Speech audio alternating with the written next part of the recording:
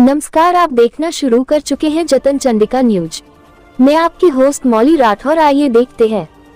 इसमें हमारे छत्तीसगढ़ में भी 1968 का प्रावधान लागू है और 1968 के प्रावधान में एक्ट में इस बात का प्रावधान था कि अगर कोई धर्मांतरण करता है तो उनको सूचना करनी है, जिला के अधिकारी को सूचना करनी है।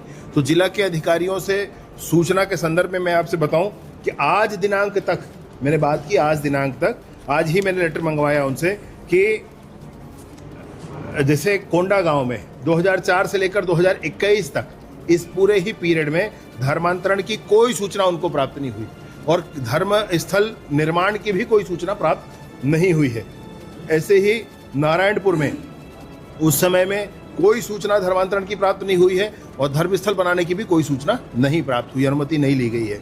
बीजापुर में उस कालखंड में कोई सूचना प्राप्त नहीं हुई है और ना ही कोई धर्मस्थल बनाने की अनुमति ली गई है। सुकमा में कोई सूचना प्राप्त नहीं हुई है, कोई धर्मस्थल बनाने की अनुमति नहीं है। कांकेर में कोई सूचना प्राप्त नहीं हुई है, कोई धर्मस्थल बनाने की अनुमति नहीं है। दंतेवाड़ा में 39 सूचना प्राप्त हुई है, धर्मस्थल बनाने की कोई अनुमति नहीं ली गई है। और बस्तर में 166 सूचना प्राप्त है और कोई वहां पर संरचना बनाने की अनुमति नहीं ली गई है। यह स्थिति है आज। इस बात को भी लेकर के आप सोचेंगे कि 1968 किस तरह से कितना प्रभावी हो पाया है तो हमको स्पष्ट होता है कि इस पर कोई विषय नहीं आया है। और यह तब जब विशेष रूप से पिछली सरकार को मैं विषय आपसे कहूं, पिछली सरकार में ये दो अधिकारी ही हैं। जुलाई 2021 में सुकमा के एसपी ने लिखा था कि ऐसी स्थितियां बन रही है जिसमें धर्मांतरण के बड़े प्रकरण सामने आ रहे हैं और इन प्रकरणों के कारण यह नहीं कहा जा सकता कि भविष्य में कोई समाज में संघर्ष की स्थिति उत्पन्न नहीं होगी, अर्थात समाज में संघर्ष की स्थिति उत्पन्न होगी, ऐसा उन्होंने कहा। और बस्तर के कमिश्नर सुरेंद्र साहब ने भी एक विषय लिखा था और उसमें उन्होंने नवंबर 2021 में लिखा था कि ऐसी स्थिति, ऐसे धर्मांतरण के कारण ऐसी स्थिति बनती जा रही है कि कानून व्यवस्था की स्थिति उत्पन्न हो रही है। ये दोनों ने पत्र लिखा था, पत्र लिख करके आगाह कराया था। बेपरवाह सरकार थी, झूठ बोलने, लिकर स्कैम करने, कोल स्कैम करने, डीएमएफ का स्कैम करने, इससे फुर्सत नहीं थी उस सरकार को, इसलिए इस विषय पर ध्यान ही नहीं किया। बस्तर की स्थिति क्या हो रही थी, अन्य प्रदेश में स्थिति क्या हो रही थी, उसका ध्यान ही नहीं था उनको और इसलिए उन्होंने कुछ किया ही नहीं इस विषय पर। और ध्यान क्या किया कि मुझे लगता है कि प्रशासन में बोल करके, थानों में बोल करके इस विषय के एफआईआर कम कराए, ये बताने के लिए कि जैसे संख्या कम हो गई है, धर्मांतरण की प्रकरण कम हो गए हैं, ये बताने के लिए। जैसे कि इन्होंने क्या किया था कि शराब की दुकानों में 2 काउंटर रख दिए थे, एक से लेते थे और इसमें भूपेश बघेल जी का बयान भी था एक बार कि हमारे सरकार में शराब की खपत कम हो गई है, क्योंकि वो एक पूरा ही पैरेलल चैनल बना करके सारा पैसा अलग कर लेते थे। और फिर उन्होंने दिखाया कि इस बार शराब से आय कम हुई और उसको ये बताया कि इसलिए शराब की खपत कम होगी, ऐसा उन्होंने खुद बयान दिया था इस बात का। हमको ध्यान है भैया इस विषय पर कि शराब के विषय पर जैसा किया वैसा ही इस विषय पर किया, उन्होंने ध्यान ही नहीं दिया कि क्या स्थिति समाज में बन रही है। धर्मांतरणकर्ता जो हैं, उन धर्मांतरणकर्ता अपने पंजीयन उनको कराना पड़ेगा और वो जितना भी वित्तीय वर्ष में धर्मांतरण कर रहे हैं उसका स्वयं उनको संधारण करना होगा। उनको अपने वित्तीय व्यवस्था को भी जानकारी देनी होगी कि वो कहाँ से वो धनराशि लेकर के आ रहे हैं, यह भी उनको करना होगा। अवैध धर्मांतरण के प्रकरणों में अगर प्राधिकृत अधिकारी यह पाते हैं, अपनी जांच प्राधिकृत अधिकारी पूर्णतः कर सकते हैं। जैसे ही कोई आवेदन उनके पास आता है और पूरे दस्तावेजों के साथ आ जाता है तो 7 दिनों के अंदर वो अपने, जो व्यक्ति जिस गांव में रहता है या जिस नगर पंचायत में रहता है वहां उस थाने में उसका प्रकाशन होगा, उसका प्रकाशन यहाँ पर भी होगा, जिला मुख्यालय जहाँ पर उन्होंने आवेदन किया हुआ है, प्राधिकृत अधिकारी का जो स्थान है वहाँ पर भी होगा और जिले के वेबसाइट पर भी होगा और जिले के वेबसाइट पर होगा, उसको दुनिया देख पाएगी। और अगर ऐसा है तो 7 दिनों के अंदर ये प्रकाशन होना है, पूरे दस्तावेज जमा होने के 7 दिनों के बाद के अंदर। और उसके बाद 7 दिनों के बाद 30 दिनों का समय होगा। अगर 30 दिनों में आकर के कोई आपत्ति दर्ज करता है, कोई व्यक्ति मैंने बताया कि कोई संस्था भी हो सकती है, कोई व्यक्ति भी, इंडिविजुअल भी हो सकता है, कोई समूह भी हो सकता है जो जाकर के अपना कंप्लेंट कर सकती है। और अगर वो कंप्लेंट करते हैं तो फिर जांच की प्रक्रिया प्रारंभ होगी कि भाई ये जो धर्मांतरण हो रहा है, चूंकि धर्मांतरण तो अधिकार है किसी का, वो अपने हिसाब से अपने धर्म का चयन कर सकते हैं। उसमें संशय नहीं है। हम भी कोई अनुमति नहीं कर रहे हैं, हम यही कह रहे हैं कि ये धर्मांतरण की प्रक्रिया हो नहीं हो जाए, लेकिन स्पष्टता हो जाए कि इस पर क्या किया जा रहा है, कैसे किया जा रहा है, कोई एल्योरमेंट तो नहीं है, कोई थ्रेट तो नहीं है, ये स्पष्टता हो जानी चाहिए। तो एल्योरमेंट और थ्रेट की बातों को हमको चेक करना है और उसके लिए प्रक्रिया है, उस प्रक्रिया के माध्यम से करेंगे। जो प्राधिकृत अधिकारी है वो न्यायालय की तरह सबूत भी मंगाएंगे, गवाह भी बुलाएंगे, सुनाई भी करेंगे, सब कुछ करेंगे और अपना निर्णय देंगे।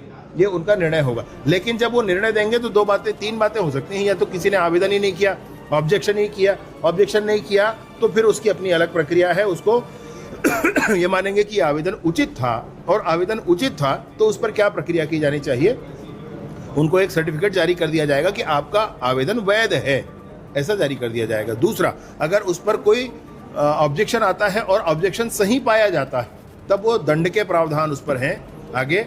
और अगला तीसरा ये है कि अगर कोई ऑब्जेक्शन आता है लेकिन वो ऑब्जेक्शन खारिज हो जाता है तो भी कोई विषय नहीं है, आदमी धर्मांतरण अपना कर सकता है, धर्मांतरण करने के लिए मनाही नहीं है। तो खैर इस विषय पर पूरे के पूरे धर्मांतरण के लिए लेकर के जो दंड के प्रावधान है, वो अवैध धर्मांतरण होता है तो 7 से 10 वर्ष तक कारावास और 5 लाख रुपए तक जुर्माना। विशेष श्रेणी है ST, SC, OBC, महिला, नाबालिग, विक्षिप्त आदि हैं तो 10 से 20 वर्ष तक कारावास, न्यूनतम 10 लाख रुपए तक का जुर्माना। अवैध सामूहिक धर्मांतरण हम 2 या 2 से अधिक धर्मांतरण फिजिकली या डिजिटली जुड़े हों उसको मानते हैं। तो ये अवैध सामूहिक धर्मांतरण है, ये 10 वर्ष से आजीवन कारावास तक हो सकता है और 25 लाख तक की सजा इसमें हो सकती है।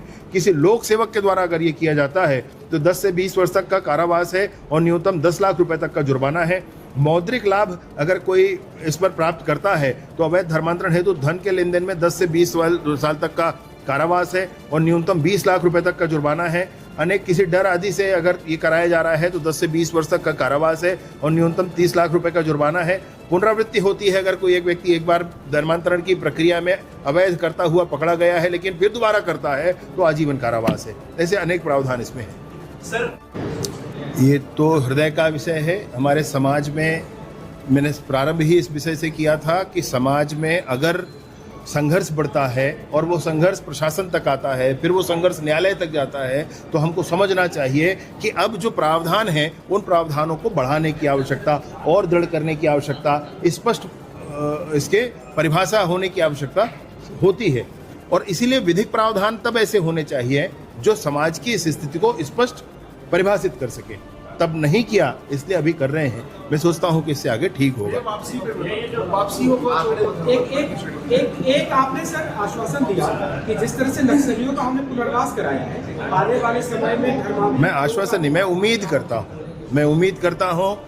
माओवाद का कॉन्सेप्ट ही यही है कि समाज में वर्ग संघर्ष प्रारंभ किया जाए। हमारा समाज इतना समावेशी समाज है, हमारा समाज इतना परस्पर मिलकर रहने वाला समाज है कि बस्तर में या पूरे ही छत्तीसगढ़ में कहीं वर्ग संघर्ष प्रारंभ हो ही नहीं सका। माओवाद ने बस्तर में कोई वर्ग संघर्ष प्रारंभ करने की क्षमता माओवाद में नहीं है। लेकिन उससे भी बढ़कर के धर्मांतरण ऐसा विषय हो गया जो धर्मांतरण ने आज वर्ग संघर्ष प्रारंभ कर दिया। वहां पर हम देखते हैं गांव-गांव में कैसी स्थिति बन रही है। तो ये वर्ग संघर्ष माओवाद तो नहीं कर सका, धर्मांतरण ने कर दिया है, इसलिए इसको रोकना आवश्यक है। कौशिक जी और अन्य लोगों ने कहा कि इसका परीक्षण होना चाहिए, बेहद गंभीर विषय है। जो इस तरह बने तो है, लेकिन उसका जो बिना सूचना के जो धर्मस्थल शायद चर्च के संदर्भ में है, ये जो बन गए। नहीं, आप क्यों सोचते हैं कि किस संबंध में? सबके संदर्भ में।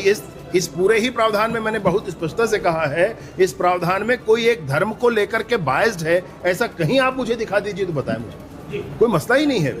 अभी कोई गड़बड़ कर रहा हो तो उसी के लिए तो कानून होता है क्या? कानून बना है कि भाई कोई किसी को डंडा नहीं मारेगा, तो आप क्यों परेशान होंगे? वो जो डंडा मार रहा होगा वो परेशान होगा। सर एक और चीज है सर, एक चीज का जिक्र किया आपने, ये मामला सुप्रीम कोर्ट हाई कोर्ट तक गया। लाशों को दफनाने के लिए जिस तरीके से नारायणपुर में SP का सर छोड़ा गया, कांकेर में कोंडागांव में, इस तरह की घटनाओं का भी आपने जिक्र किया। क्या माना जाए? पूर्ण विश्वास मुझे इस बात का है कि इसके अभी तो इसका नोटिफिकेशन होना शेष है, फिर इस पर जन जागरण करना पड़ेगा, पुलिस प्रशासन को और प्रशासन को समझाना पड़ेगा, सारे किस्म के नोटिफिकेशन उसके नियम बनाने होंगे और जाकर के तब ये चीजें लागू हो पाएंगी। मैं सोचता हूँ कि इस पर विपक्ष आपके निशाने पर रहा। आपने कहा कि इसको बहिर्गमन नहीं पलायन कहा जाना। निसंदेह पलायन है। आप मुझे बताओ ये बहिर्गमन, देखिए बहिर्गमन लोकतंत्र की एक अच्छी परंपरा है। और बहिर्गमन एक अच्छा टूल है, एक अच्छा हथियार है विपक्ष का। आप ऐसा करोगे, बहिर्गमन का क्या मतलब होता है? दिन भर का बहिर्गमन होता है, ये बहिर्गमन है, ये पलायन है भाई। मसला क्या था मैं आपको स्पष्ट रूप से कहूं, धर्मांतरण के इस विषय पर विपक्ष खड़े होकर क्या बोलता? मान ले वो खड़े होते तो क्या बोलते? इसके पक्ष में बोलते या विपक्ष में बोलते? वो कुछ नहीं बोल सकते थे, इसलिए भाग गए। कॉन्स्टिट्यूशन का ही 25th इसका सेक्शन है जिसमें यह कहा गया है कि freedom of conscience and free profession practice and propagation of religion. तो ये फ्रीडम ऑफ रिलीजन कहकर जो बात कहते हैं वो यही है। इसमें दो विशेष बातें हैं। This is subject to public order, इसमें भी फ्रीडम ऑफ रिलीजन है लेकिन पब्लिक ऑर्डर को ऊपर रखा गया है। पब्लिक ऑर्डर सबसे जरूरी है हमारे देश में, हमारे संविधान के ध्यान में जो है, चूंकि भारत देश तो यूं ही सेक्युलर है, शुरू से ही है, आज की बात नहीं है। हम जो देखते हैं वो ये है कि पब्लिक ऑर्डर इसमें प्रेफरेंस होना चाहिए और उसको हमारे संविधान के इस 25वें अनुच्छेद में रखा हुआ है। इसमें एक और बात है, मैं आपको पढ़कर सुनाता हूं। Nothing in this article shall affect the operation of any existing law. Nothing in this article shall affect the operation of an existing law. कोई भी प्रावधान है तो उसके ऑपरेशन को रोकेगा नहीं है। दूसरा, और prevent the state from making any law. State को भी ये जो आर्टिकल है कोई लॉ बनाने से रोकता नहीं है। इट्स रिटन स्पेशली, नहीं है हमने समझा नहीं है भाई, लिखा है इस पे कि नहीं रोक सकते। और ऐसा ही है, अभी सुप्रीम कोर्ट में भी जितने पिटीशन लगे हैं, सुप्रीम कोर्ट ने स्टे नहीं किया। इसलिए नहीं किया क्योंकि संविधान ये कहता है, संविधान तो हम सबसे ऊपर ही है ना, तो संविधान ये कहता है, इसलिए सुप्रीम कोर्ट ने भी कहीं स्टे नहीं किया। सुनवाई क्यों नहीं होगी? सुनवाई तो होगी, लेकिन कहीं ये नहीं कहा है। इसलिए आज का हमारा, उन्होंने फिर दूसरी बात कही कि प्रदर्श समिति में होना चाहिए। प्रदर्श समिति की आवश्यकता तब होती है जब और परीक्षण और ध्यान और जानकारी की आवश्यकता हो। हमारे यहाँ छत्तीसगढ़ की स्थिति आप देख रहे हैं, कांकेर में क्या हुआ, नारायणपुर में क्या हुआ, सरगुजा में क्या हुआ, यहाँ पर अन्य स्थानों पर क्या हो रहा है। धर्मांतरण की प्रक्रियाएं इतनी बढ़ी हैं कि इस पर नकेल लगाना आवश्यक है। और इसलिए हमने दूसरे प्रदेशों के भी प्रावधानों को पढ़ा, समझा और समझ करके एक पूरी टीम के माध्यम से इसको बनाए। तो प्रदेश टीम कमेटी में इसके जाने की आवश्यकता थी नहीं। दोनों ही बातें गैर जरूरी थीं, इसलिए आज इस सदन में इस प्रस्ताव को लाया गया। सर एक प्रश्न और, ये बहुत कड़ा कानून है, बहुत प्रभावी कानून है, लेकिन इसका दुरुपयोग न हो, इसके क्रॉस चेक की भी कोई व्यवस्था है क्या? दुरुपयोग कैसे हो? दुरुपयोग से आशय कोई प्रायोजित शिकायत हो जाए तो उस स्थिति में वो तो जांच की प्रक्रिया है ना, शिकायत पर दंड नहीं है, शिकायत पर जांच है। तो शिकायत अगर है, और शिकायत भी कब?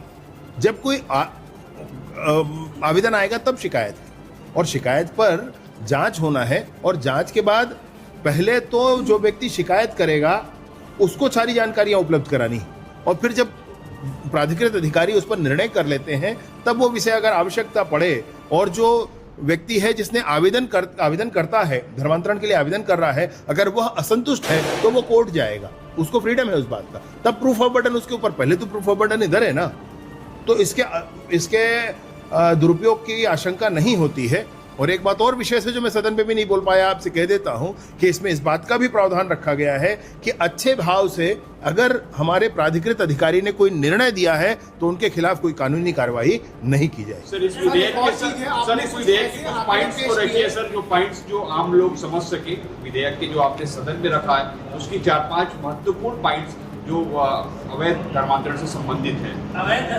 धर्मांतरण किसे माना जाएगा? कंडीशन है उस विधेयक में, सजा के किस तरह के कड़े प्रावधान है और अवैध धर्मांतरण किसे माना जाएगा, खासतौर पे इसको 4-5 पॉइंट को हाईलाइट। बिलीवर वाला पॉइंट बता दो। जो अभी तक छुप जाना था, जिसकी आड़ में वो लोग अभी बच जा रहे थे और जिसके चलते धर्मांतरण हो रहा। बिलीवर में फेल होगा। एक और आंकड़ा जो वहाँ नहीं बता पाया था वो आपको बता देता हूँ कि विगत सरकार के 5 वर्षों में 12 प्रकरण दर्ज हुए थे धर्मांतरण के। अभी कोई हमसे कहेगा कि आपके सरकार में बढ़ गए हैं तो ये झूठ है, क्योंकि हमने उन सारे ही चीज़ों को एड्रेस करने की कोशिश की है जो समाज में इस तरीके से वैमनस्यता फैलाने की कोशिश कर रहे हैं। और हमारे इन 2.5 सालों में ही 72 प्रकरण दर्ज किए गए, इससे पहले 5-12 ही प्रकरण दर्ज किए। हमारे चैनल की खबरें सही और सटीक लगती है तो हमारे चैनल को लाइक करें, शेयर करें और सब्सक्राइब करना ना भूलें, जिससे जो भी हमारी नई खबरें अपडेट होती है उससे आप सदा जुड़े रहें। बने रहिए जतन चंडिका न्यूज। 27 मार्च तक रायपुर छत्तीसगढ़ के गुढ़ियारी मैदान में मानव कल्याण के लिए कठोर साधना और विशेष आध्यात्मिक